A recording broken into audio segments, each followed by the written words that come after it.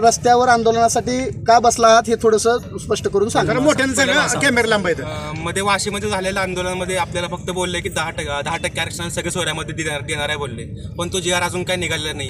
तो जी आर आला पाहिजे, तो जी आर एक आला पाहिजे आणि आरक्षण मिळालंच पाहिजे.